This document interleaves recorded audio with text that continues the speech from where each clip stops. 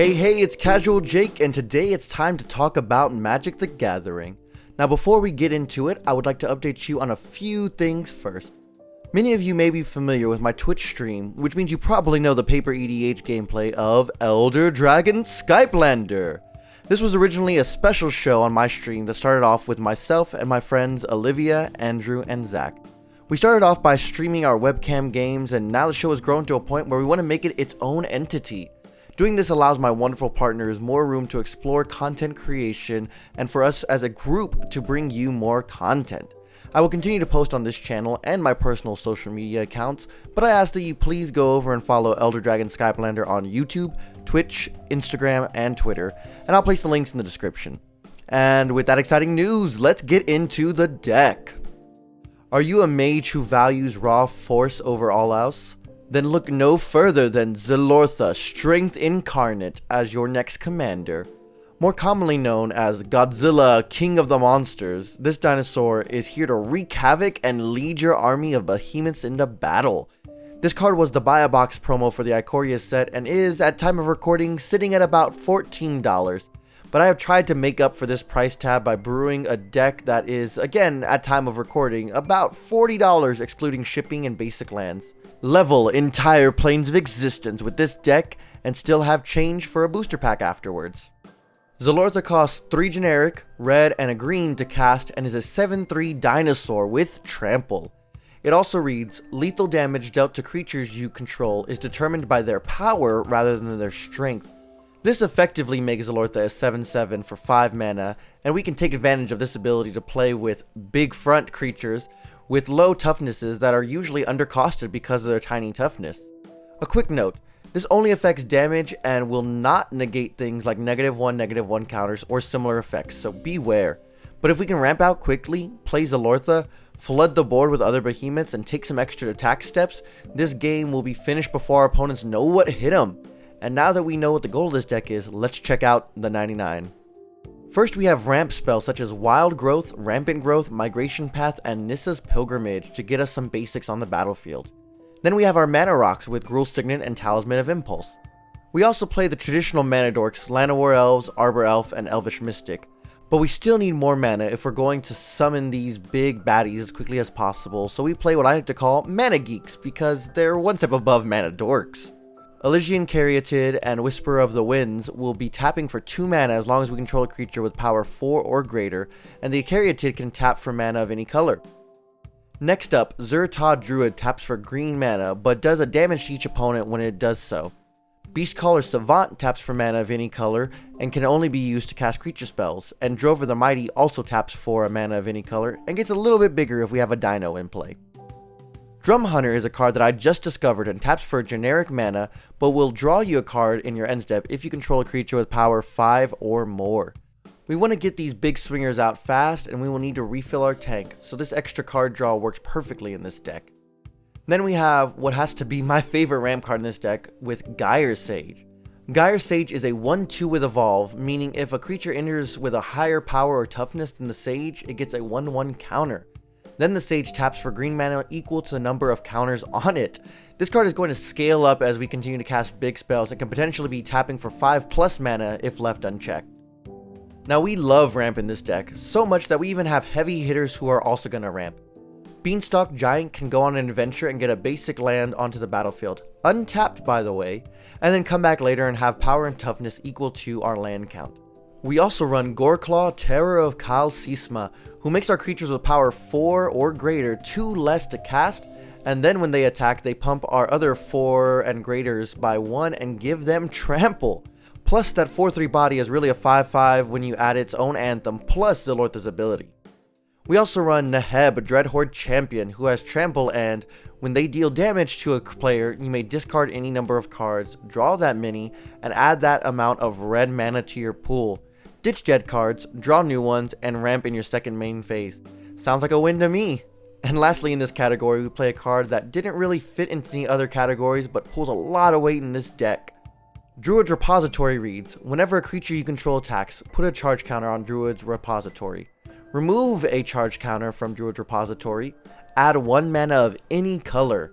In this deck, we are going to be swinging often, and this enchantment allows us to channel that aggression into a mana reserve that can help us rebuild if all our mana dorks are destroyed, or even provide mana for some of the pump spells that we will mention later in the video. In all cases, this card is Value Town in this deck. I think it should see more play in more decks anyway. And in our next category, we have the Bruisers. These are creatures with lots of power who are going to happen to effectively have higher toughnesses due to Zilortha's ability. Giant Solifuge is a 4/1 for 4 mana but has Trample, Haste, and Shroud, so it will evade targeted removal. Phytotitan and Gigapede are resilient creatures that you can get back if they are destroyed. Rubblebelt Rioters is unassuming until it swings alongside our other Bruisers, where its power becomes equal to the greatest power among our attacking creatures, plus, come on, that flavor text. Renata, Caller of the Hunt, is going to get more powerful the larger our devotion to green is, as well as give each creature that enters the battlefield after them a 1/1 counter. Anax, Hardened in the Forge, will also have a power equal to our devotion to red, and also is going to give us some removal insurance by creating a 1/1 satyr token when a non-token creature dies on our side, or 2 tokens if that creature has power 4 or greater. Inferno Titan deals 3 damage divided as you want when it enters the battlefield, and is a perfect mana sink for its fire breathing ability that can increase its power. Lightning Mare is similar, except it can't be countered or blocked by blue creatures, and its fire breathing is 2 mana rather than the 1 for Titan. Then we have the creatures with Evasion. Well, I guess it's not really Evasion when it's just trample and you just trample over your opponents, but anyways, you get the point. We are going to try and have the biggest creatures on the board, so we need trample to make sure that we aren't getting chump blocked by tokens. Challenger Troll makes it so that our creatures with power 4 or greater cannot be blocked by more than one creature. Siege Behemoth and Proud Wildbonder grant some of our creatures the ability to assign damage as if they weren't blocked. Now, this doesn't negate the damage that they take, but since we have Zilortha's ability behind us, we can hopefully outmatch most blocks and take down our opponent's life total quicker than they can overcome. Another notice, this does not equal trample, meaning you can't assign some damage to the block and some to the opponent. It's either all damage goes to the block or all the damage is going to go to our opponent's face. Then we have Hero of Oxid Ridge, which has Battle Cry, an ability that when it attacks, it's going to boost all other creatures by +1/+0 until end of turn. It also has, when it attacks, creatures with power 1 or less can't block this turn. Again, this will get us around any tokens that we may come in contact with. Archetype of Aggression gives all of our creatures trample and makes sure no opponent's creatures can have trample, and Quartzwood Crasher makes it so that whenever one of our creatures with trample deals combat damage to a player, we get to create another XX Trampling Dinosaur token, where X is the amount of damage those creatures dealt. This is going to spiral into bigger and bigger tokens as we amass more and more trampling creatures, and it's just an insane inclusion in this deck. We also run ways to bolster our troops, and when we boost the power, we are incidentally boosting the toughness thanks to our commander. Moonveil Dragon has a 1 red mana ability that gives +1/+0 to all of our creatures and is the perfect mana sink in the later game. Ogre Battle Driver gives our creatures haste as well as pumps them +2/+0 until end of turn. Gruul Warchant is an enchantment that gives all attacking creatures +1/+0 and menace. Evasion and Ferocity of the Wilds gives our attacking non-humans +1/+0 and trample, which works well since we'll be mostly swinging with non-humans anyway.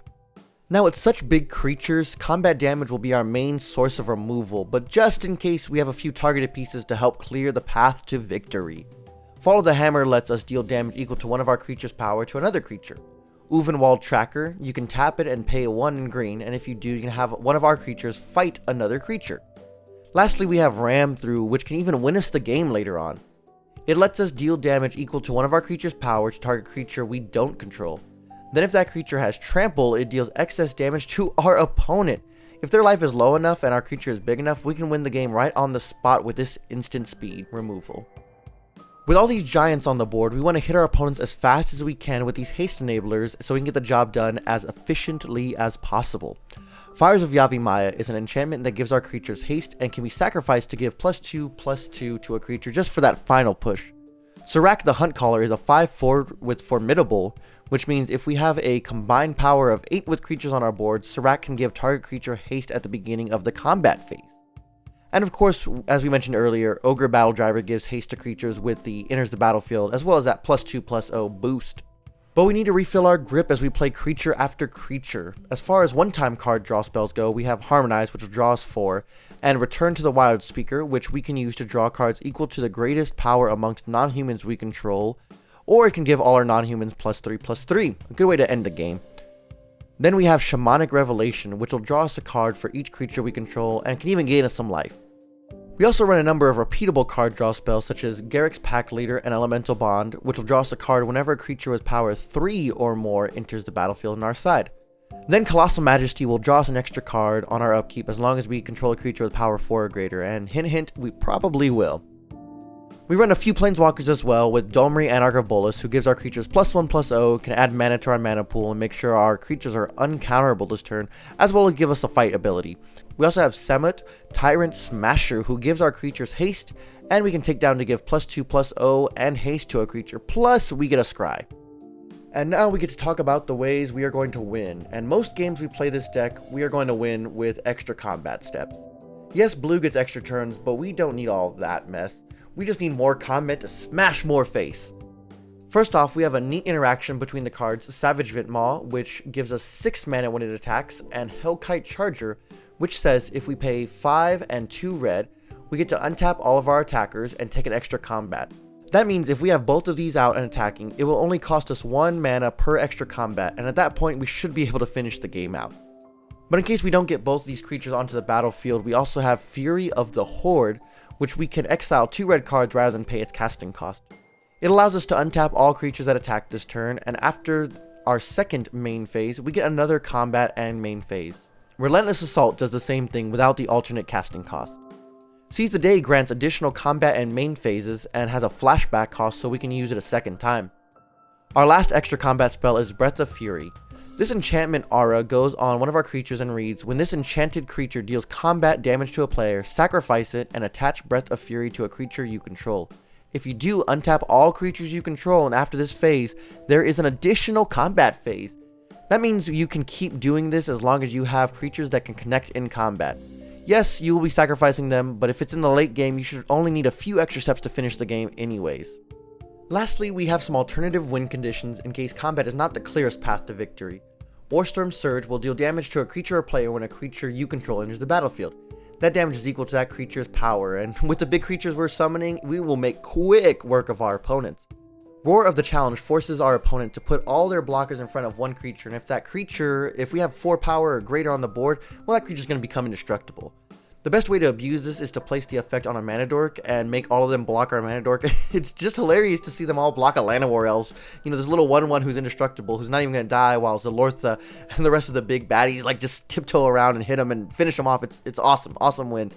And then of course we have Fling. You know, if it comes to it, we can just fling our big guys at them and, you know, win the game. Well, dang it, I guess I lied, because lastly, we actually have some recommendations from Core Set 21, which at time of recording is slated to release next week actually. It's so exciting. So make sure you check your pre-release packs and booster boxes for these cards to add them to your list. Leafkin Druid is going to tap for green mana equal to the number of creatures we control with power 4 or greater, which will be a lot of green mana. Terror of the Peaks is a dragon that costs 3 life just to be targeted by our opponents. Plus this card is like Warstorm Surge on a stick, so when our creatures come in, they're going to deal damage equal to their power to our opponents. We also want to find a slot for Garruk's Uprising, which most times will draw us a card, and then we'll give our creatures trample, and when our creatures with power 4 or greater deal combat damage, we're going to draw cards. Oh yeah, and if you crack that Heroic Intervention, make sure you slot that in as well. And that's the deck for you. The full deck list is in the description if you want a closer look at the deck. You'll want to ramp out fast, cast your commander, and flood the board with big power creatures and hopefully overwhelm your opponents. If you enjoyed this video, please consider liking it, subscribing to the page, and commenting your thoughts down below. The engagement really helps out the channel. Also check out the links in the description for my social media accounts, as well as go and follow and subscribe to all the social media accounts for Elder Dragon Skypelander. I'm telling you, we're going to do a lot of cool deck techs, a lot of great people working on that page, so make sure you go check that out. So are you ready to become royalty and lead the monsters of this world to victory? If so, go forth and embody what it means to be Godzilla, King of Monsters. And make sure that you cast your spells on curve, so don't forget to play your land drops. I'm Casual Jake. We'll see you next time.